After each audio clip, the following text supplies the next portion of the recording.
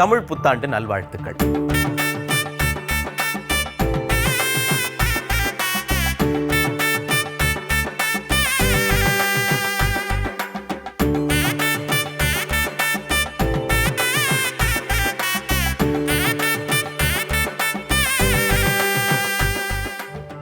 தமிழ்நாட்டில் எப்படி சேலத்து மாம்பழம்னு புகழ் பாடுறோமோ அதே மாதிரி வடக்குல மலிகாபாத் மாம்பழம்னா தனி மவுசு.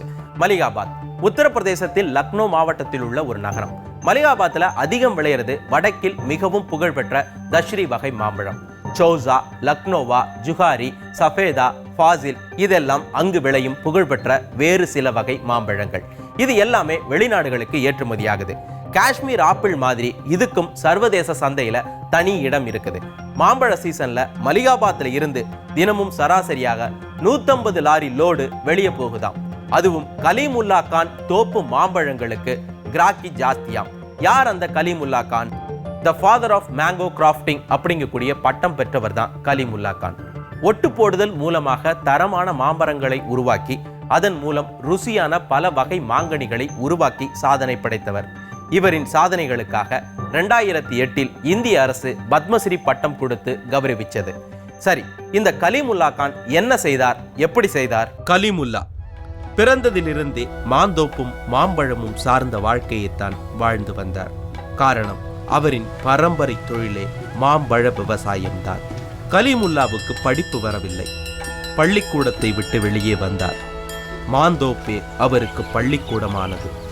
ஒட்டு போடுதல் மூலமாக புது வகையான மாம்பழங்களை உருவாக்கும் பரிசோதனையில் அவர் இறங்கினார். 16-17 வயதிலேயே கலீமுல்லா கான் 7 வகையான புது மாம்பழங்களை உற்பத்தி செய்து காட்டினார். இச்சாதனை நடந்தது 1957. பின்பு நடுவில் ஒரு வருடம் பேய் மழை, பயங்கர வெள்ளம், மாமரங்கள் எல்லாம் நாசமாக போனது. கலீமுல்லா கான் குடும்பத்தினரும் நொடிந்து போனார்கள். ஆனாலும் மனம் தளராமல் புதிதாக மாந்தோப்புகளை உருவாக்கத் தொடங்கினார்கள். காலம் கை கொடுத்தது.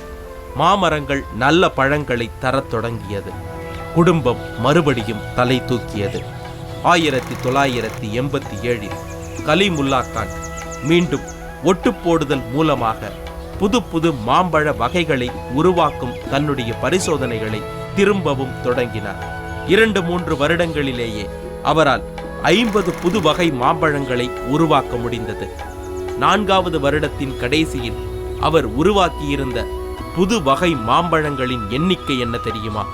250. இதில் என்ன விசேஷம் என்றால், இந்த 250 வகை மாம்பழங்களையும் ஒரே மரத்தில் உருவாக்கி காட்டியதுதான். என்னோட இருக்கிறது மிஸ்ஸஸ் பார்வதி கோபிநாத் அவர்கள். வணக்கம்மா. வணக்கம். என்ன செய்ய போறீங்க?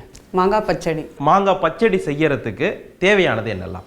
மாங்காய், எண்ணெய், கடுகு, உளுத்தம்பருப்பு, பச்சை மிளகாய், மஞ்சள் தூள், உப்பு, கருவேப்பிலை, வேப்பம்பூ, வெல்லம். அவ்வளவுதான் தேவை இல்லையா?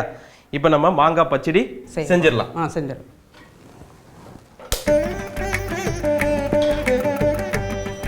முதல்ல எண்ணெய் இல்லையா?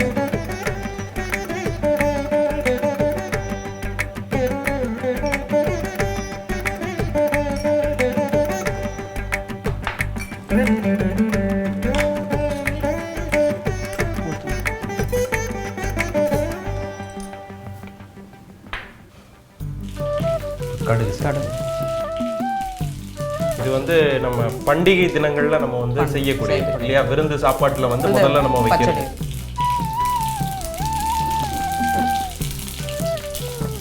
மூணு பச்சை மிளகா போடுறீங்க இல்லையா?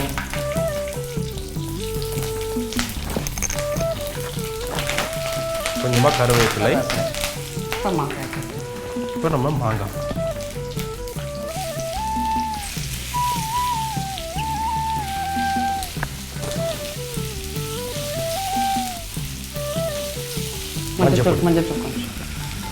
கொஞ்சமா மஞ்சத்தூள்.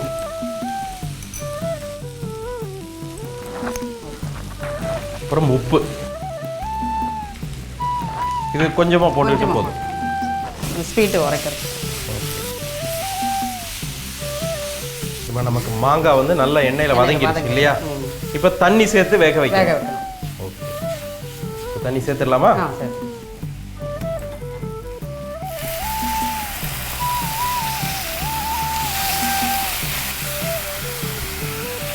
கொஞ்சம் சிம்மில் சிம்மில் வச்சுட்டு நம்ம வந்து மூடி போட்டு மூடிக்கிறோம். இது எவ்வளவு நேரம் படி சிம்மிலேயே வேகணும்? ஒரு 10 நிமிஷம். ஒரு 10 நிமிஷம் வேகணும்.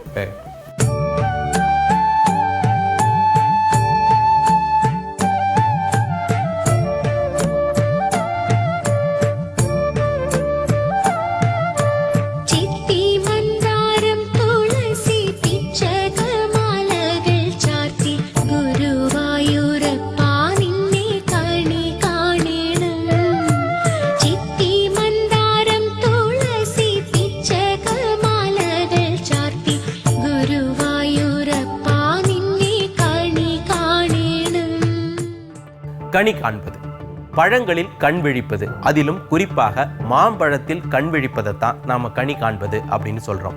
காரணம், முக்கணிகளுள் முதற்கனி மாங்கனி. இந்த மாம்பழத்தை போல இனிமையான சுவையான வாழ்க்கை அமைய வேண்டும் என்பதற்காகத்தான் இந்த கனி காணும் வழக்கம் இன்று வரை தொன்று தொட்டு வந்து கொண்டிருக்கிறது. நமக்கு இப்போ மாங்காய் வெந்துக்கிட்டு இருந்தது. எப்படி வெந்திருக்கு பார்க்கலாமா? பார்க்கலாம். திறந்து பார்க்க. ஓகே, நல்லா குழம்பு. இப்போ வெல்லம் போடணும். இப்போ வெல்லம் சேர்க்க போறோம் இல்லையா? சேர்க்க போறோம். சேர்த்துலாமா? சேர்த்துறோம். நல்லா பொடிச்சு வச்ச வெல்லம். எந்த அளவு மாங்காய் எடுக்கிறோமோ அந்த அளவுக்கு வெல்லமும் சேர்த்துக்கிறோம். இப்போ இது வெல்லம் கரையிற வரைக்கும் அந்த வச்சிருக்கணும். அவ்வளவுதான். வெல்லம் கரைஞ்சோம்னா அது பாகெல்லாம் சேர்ந்து ஒரு. இது எந்த விசேஷங்களுக்கு நிறைய செய்வாங்க? வருஷ பருப்புங்களுக்கு, விஷுக்காக செய்யறது. விஷுக்காக செய்வாங்க. இப்போ விஷுக்காக செய்யும்போது அது இதில் வந்து மிளகாய் போட்டிருக்கோம், காரம் இருக்குது, மாங்காய் புளிப்பு இருக்குது, உப்பு போட்டிருக்கோம், உவர்ப்பு இருக்குது, வெல்லம் போட்டிருக்கோம், இனிப்பு இருக்குது, ஒரு வேப்பம் கொஞ்சம் 2 போட்டால் ஒரு கசப்பு, எல்லா சுவையும் கலந்து இருக்கணும். இப்போ சித்திரை விஷுவுக்கு நீங்கள் இந்த பச்சடி பண்ணும்போது வேப்பம் பூவும் போட்டு பண்ணுவீங்க. இப்போ அதைத்தான் சேர்க்க போறீங்க இல்லையா? வேப்பம் பூ சேர்த்துடலாமா? சேர்த்து கடைசியா வேப்பம் பூவும் மேலே நம்ம சேர்த்து இறக்குவோம். இது வந்து சித்திரை விஷுக்காக செய்யும் போது நம்ம இந்த பச்சடி செய்யும் போது அப்படி சேர்க்கறது இல்லையா? ஓகே, இப்போ இறக்கிடலாமா? நம்ம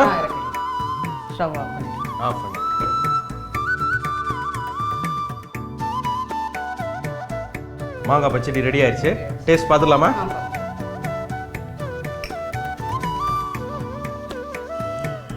உண்மையிலே மாங்காய் பச்சடி ரொம்ப நல்லா இருக்கு. அதோட இந்த இனிப்பு, புளிப்பு, உவர்ப்பு, காரம் இது எல்லாமே ஒரு மனித வாழ்க்கையில் வந்து எல்லா சுவையும் வேணும் அப்படிங்கிறதுக்காக நம்ம விஷுவுக்கு செஞ்சு சாப்பிடக்கூடிய ஒரு பலகாரம் இல்லையா? மாங்காய் பச்சடி அருமை.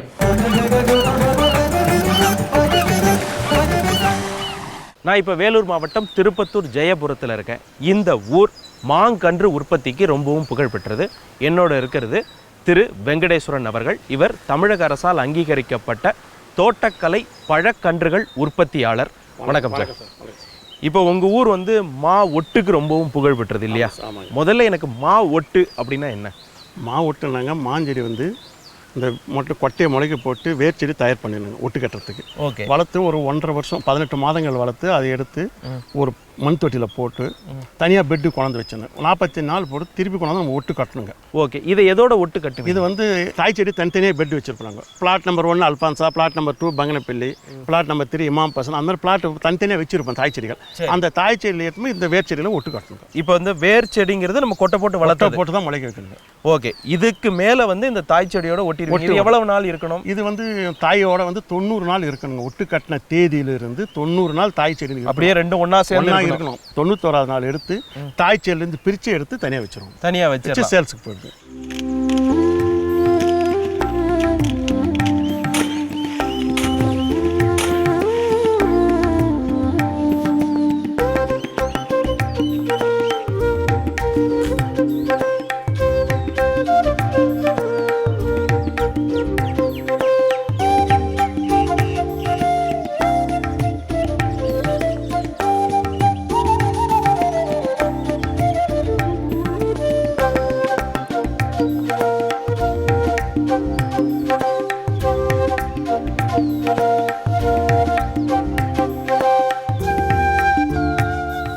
இப்போ இந்த வேர் செடியா போடுறோம் இல்லையா, மாங்கொட்டையில இருந்து வருது இல்லையா? ஆமாம். இதுவும் தாய் செடியும் ஒரே ரகமா இருக்கணும் அப்படிங்கிறது அப்படியெல்லாம் ஒன்றும் கிடையாது. அது கொட்டை வந்து எதனாலும் போகலாம். நீங்கள் வந்து தோத்தாபுரி போடலாம், அல்பான்சா. இது 2 தாங்க மெயின். வேர்ச்செடிக்கு வந்து 2 விதமான மேங்கோ ஸ்டோன்னு சொல்கிறோம். வேர் ஏன் அதுக்கு முக்கியம்னு சொல்லுங்க? இதுக்கு முக்கியம் என்ன, இது வந்து அல்பான்சா கொட்டைக்கு வந்து ஸ்டெம்மு நல்லா இருக்குங்க. ஓகே. முளைப்பு திறன் வந்து 80% ஜெர்மினேஷன் இருக்கும். ஓகே. பட் தோத்தாபுரியில் வந்து 25% தான் ஜெர்மினேஷன். ஆனால் அந்த சதைன்னு சொல்லுவாங்க, அந்த சதை சீவும் போது அல்பான்சாவில் வந்து நல்லா இருக்குங்க, ஈரப்பசை. ஓகே. சதை பசை. பட் பெங்களூரில் இந்த மாதிரி இருக்காதுங்க. சும்மா உடச்சா முருங்கை மரம் பட்டு உடச்சு. அதனால பெரும்பாலும் வந்து அந்த வேர் செடியா போடுறது அல்பான்சா போட்டா நல்லா இருக்கும். போட்டா வச்சா நல்லா இருக்கும். நல்லா இருக்கு. அதுக்கு பிறகு தாய் செடி நம்ம மாத்தி கூட கொண்டு வரலாம். தாய்ச்செல்லாம் எதெல்லாம் கட்டலாம். நமக்கு தாய் செடி தான் மெயினுங்க. மெயின். வேர் செடியை பற்றி நமக்கு இரஸ்பெக்ட்டுங்க, அதை பற்றி நமக்கு கவலையே கிடையாது. எந்த தாய் செடியோட நம்ம ஒட்டு கட்டுறோமோ அதனுடைய கேரக்டர் தான் நமக்கு கிடைக்கும். இப்போ ஒரு மான் செடி நம்ம ஒட்டு போட்டு நம்ம எடுத்து நட்டு வைக்கிறோம் இல்லையா, இதுல இருந்து எவ்வளவு நாள்ல காய்ப்புக்கு வரும்? நமக்கு 3 வருஷம் இருக்கும் சார். 3 வருஷத்துல 3 வருடங்கள். ஓகே சார், ரொம்ப நன்றி. ரொம்ப நன்றி சார். பொதுவா ஒரு தாவரம் ஒரு இடத்துல இருந்து இன்னொரு இடத்துக்கு பரவணும்னா அதனுடைய விதைகள் காட்டுல பரவும், அல்லது அந்த விதைகளை சாப்பிட்ற பறவைகள் வேறு இடங்களுக்கு பறந்து போய் எச்சங்களை போடும், அதன் மூலமாக பரவும். மாம்பழம் பெரிய பழம், காட்டுல பறந்து பரவி இருக்க வாய்ப்பே கிடையாது. தவிர பறவைகள் மூலமாகவும் பரவ வாய்ப்பில்லை.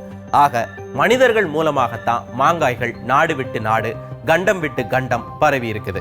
புத்த மதத்தை பரப்பும் விதமாக இந்தியாவிலிருந்து வேறு நாடுகளுக்கு சென்ற புத்த துறவிகள் மூலமாகவும் இந்தியாவுக்கு வந்து சென்ற துறவிகள் மூலமாகவும் தான் ஆசியாவின் பல நாடுகளுக்கு மாம்பழங்கள் கொண்டு செல்லப்பட்டன. அதனால 4ஆம் 5ஆம் நூற்றாண்டுகள்ல ஆசியா கண்டத்துல பல இடங்கள்ல மாமரங்கள் முளைக்க ஆரம்பிச்சுது. கிபி 7ஆம் நூற்றாண்டுல இந்தியாவுக்கு வந்த சீன பயணியான யுவான் ஸ்வாங் இந்தியாவில் இருந்து மாம்பழங்களை ஆசியாவின் வேறு பகுதிகளுக்கு கொண்டு போனதா வரலாற்றுல பதிவு பண்ணி இருக்கிறாரு. என்னோட இருக்கிறது அனிதா அவர்கள். வணக்கம்மா. வணக்கங்க. என்ன செய்ய போறீங்க? மாங்காய் சம்மந்தி. இது வந்து கேரளா டிஷ் இல்லையா? இது ஒரு துவையல் மாதிரி வருமா? துவையல் தான். கரெக்ட். ஓகே, துவையல். இதுக்கு என்னெல்லாம் தேவை? மாங்காங்கிறச்ச மாங்காய் மஸ்ட்டு, தேங்காய், கடுகு, கறிவேப்பிலை, காஞ்ச மிளகா, தயிர், உப்பு டேஸ்ட்டுக்கு. இவ்வளவுதான் தேவை இல்லையா? இப்போ மாங்காய் வந்து என்ன மாதிரியான மாங்காவா இருக்கணும்? அது கொஞ்சம் புளிப்பு கம்மியாக இருக்கிற மாங்காய் நல்லாவே இருக்கும். கொஞ்சம் புளிப்பு கம்மி, லேஸ் புளிப்பா இருக்கும். ரொம்ப புளிப்பாக இருந்தாலும் அந்த டேஸ்ட் இருக்காது, எக்ஸாக்ட் டேஸ்ட் கிடைக்காது. இது வந்து தயிர் இதுக்கு வந்துட்டு சாதத்துக்கு சூடா இருக்க சாதத்துக்கு ரொம்பவே போட்டு சாப்பிடலாம், நல்ல காம்பினேஷன். அதுக்கப்புறம் பிரியாணிக்கு வந்து சைட் டிஷ்ஷாக கொடுப்பாங்க, இந்த மலபார் சைடெல்லாம், இந்த கேலிக்கெட் அந்த இடத்துலலாம். அதுக்கப்புறமா வந்துட்டு இட்லி தோசை அதுக்கெல்லாம் கூட நம்ம சேர்த்துக்கலாம். ஓகே, இப்போ நம்ம செய்ய போகிறது மாங்காய் சம்மந்தி இல்லையா? செஞ்சிடலாமா? செய்வோமே. தோலோடு போட்டால் அந்த டேஸ்ட் இருக்காது அப்படிங்கிறதுனால கொஞ்சம் திக்காக இருக்கும்ல, கொஞ்சம் ஹார்டாக இருக்கும் இல்லையா? ஹார்டாக இருக்கும்.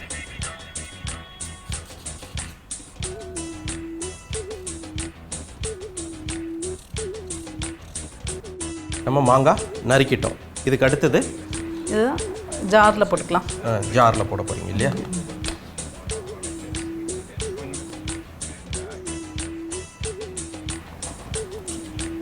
இதோட என்னெல்லாம் சேர்க்க போகிறீங்க?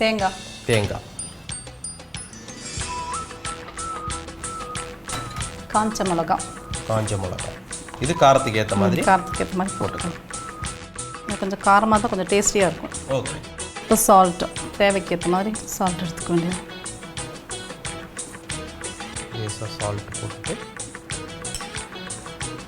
இது முதல்ல தண்ணி சேர்க்காம குறகுறன்னு ட்ரையாக அரைச்சிக்கணும்.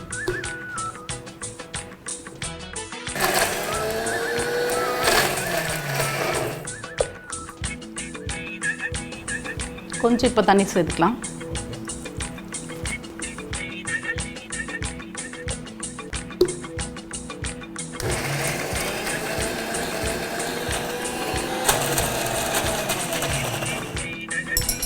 இப்போ தயிர் ஆட் பண்ணிக்கலாம், 1 ஸ்பூன்.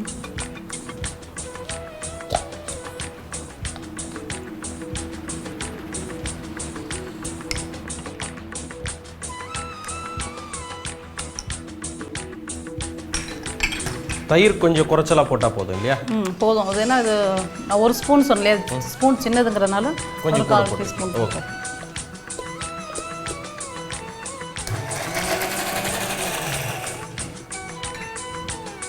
இப்போ கருவேப்பிலை. இப்போ கொஞ்சமாக கருவேப்பிலையும் சேர்த்துக்கணும். அது கருவேப்பிலை ஒரு நல்ல ஒரு ஃப்ளேவர் கொடுக்கும்.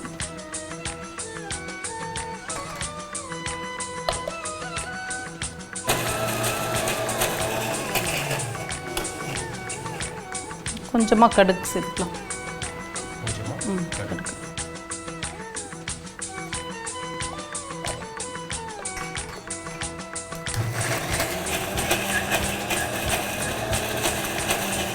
உங்களுக்கு ரெடி ஆயிடுச்சா?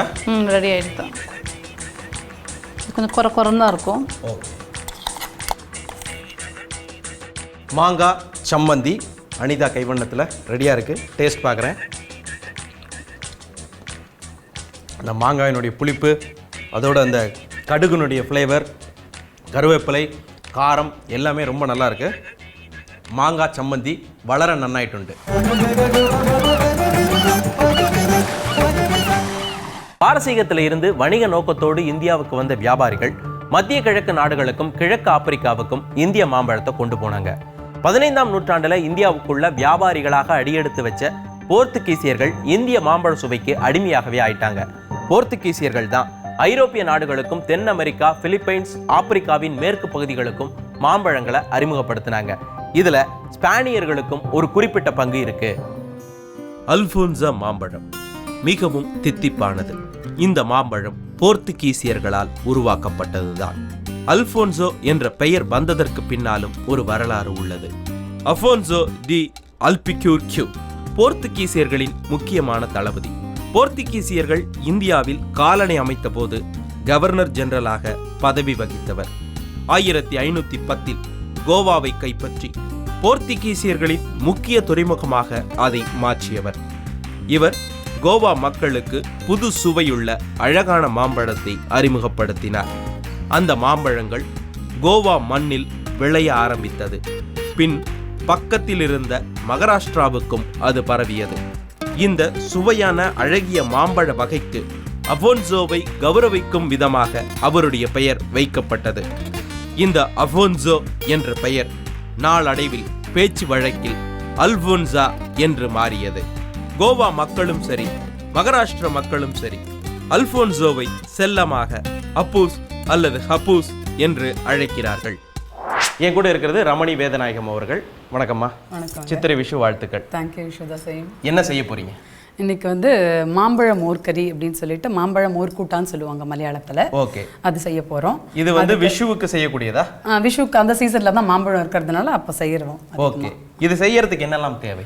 நல்ல பழுத்த மாம்பழம், சீரகம், தேங்காய், கருவேப்பிலை, பச்சை மிளகாய், எண்ணெய், தயிர், கடுகு, வெந்தயம், காஞ்ச மிளகாய், மஞ்சப்பொடி, உப்பு. மாம்பழம் மோர் கூட்டான் செய்யறதுக்கு நம்ம இப்போ மாம்பழத்தை நறுக்கலாம். தோலை சீகி ரெடி பண்ணணும்.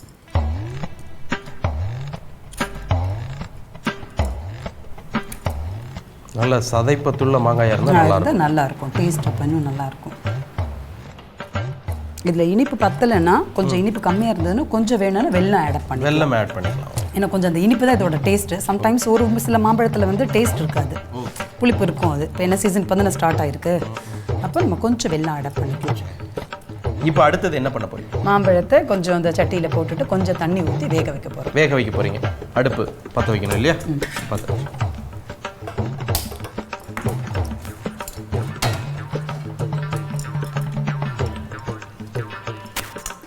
வெட்டி வச்ச மாம்பழத்தை போட்டோம். கொஞ்சம் தண்ணி ஊற்றிக்கணும், ரொம்ப வேண்டாம், அது வேகிற அளவுக்கு போடும்.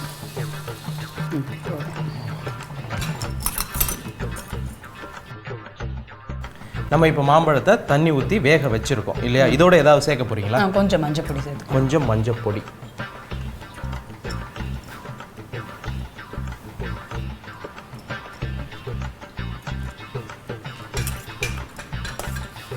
இது அடுப்பு சின்ன தீயிலே இருக்கணும் இல்லையா? கொஞ்சம் கம்மியாகவே, சிம்லேயே இருந்தால் நல்லது. ஓகே. இதுக்கு நடுவில் நம்ம என்ன பண்ணலாம்? இதுக்கு நடுவில் இப்போ நம்ம தேங்காய் அரைச்சி எடுக்கணும். தேங்காய், பச்சை மிளகாய், சீரகம் இது அரைக்கணும். முதல்ல தேங்காய் போட்டுடலாமா? போட்டுடலாம். 2 பச்சை மிளகாய் போடும். 2 பச்சை மிளகாய் இல்லையா? கொஞ்சம் சீரகம், கொஞ்சமாக போடும். சீரகம், கொஞ்சமாக சீரகம். இது அரைச்சி எடுத்துக்கணும். இது லேசாக தண்ணி சேர்க்கணும் இல்லையா? அரைக்கும் போது கொஞ்சம் தண்ணி சேர்க்கணும். கொஞ்சமாக தண்ணி சேர்க்கணும். போடும். ஏன்னா அப்புறம் அரைஞ்சதுக்கப்புறம் வெண்ணெய் ஊற்றிக்கணும்.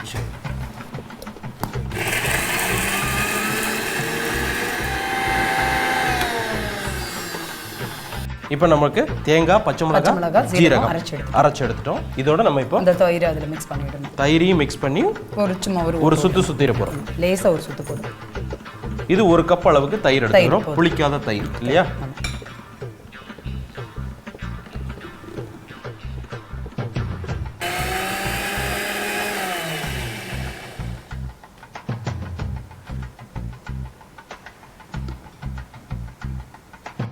நமக்கு மாம்பழ மோர் குழம்புக்கு மசாலா ரெடி ஆயிடுச்சு. அந்த பக்கத்தில் மாம்பழமும் நல்லா வெந்துருச்சு இல்லையா?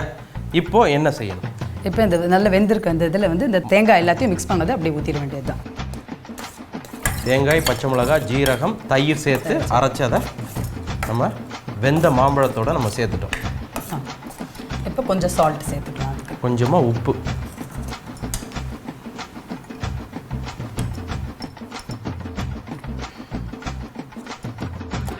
லேசாக ஒரு கொதி வந்தால் போதும். பண்டைக்கால மாம்பழங்கள் அதிக சதைப்பிடிப்பு இல்லாமல் நோஞ்சானாகத்தான் இருந்திருக்குது. மாம்பழங்களை அதிக சதையுள்ளதாக மேலும் சுவையானதாக எப்படி மாற்றலாம் அப்படிங்கக்கூடிய ஆராய்ச்சியில் முதலாக இறங்கினது முகலாயர்கள். அதற்கு பிறகு போர்த்துகீசியர்கள். இவங்களோட ஆராய்ச்சிகளின் பலனாகத்தான் உலகத்தில் இன்னைக்கு விதவிதமான மாம்பழங்கள் உருவாயிருக்குது. நமக்கு மாம்பழ மோர் குழம்பு ரெடி ஆயிடுச்சு. ஒரு கொதி வந்துருச்சு. இப்போ நம்ம அடுப்பை ஆஃப் பண்ணிடுவோம், நிறுத்திடலாம். ஓகே, இறக்கி வச்சிடலாமா? இதுக்கு மேல தாளிச்சு கொட்டணும்.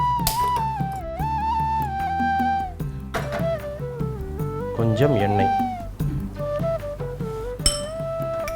கடுகு கொஞ்சம், வெந்தயம் கொஞ்சம்,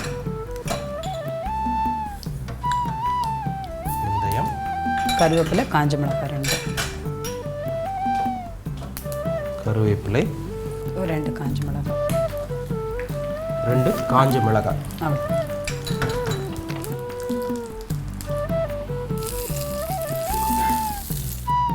மாங்காய் மோர் கூட்டான், தமிழில் மாம்பழ மோர் குழம்பு ரெடி ஆயிடுச்சு. டேஸ்ட் பார்க்குறேன்.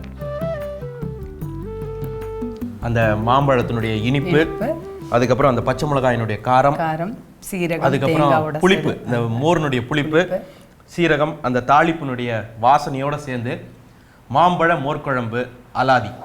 தமிழ் புத்தாண்டு அன்னைக்கு இந்த மாவின் வரலாறும் உணவும் உங்களை தித்திப்பாக்கிருச்சுல்ல? மீண்டும் மற்றொரு உணவோடும் வரலாறோடும் உங்களை சந்திக்கின்றேன். பாய்.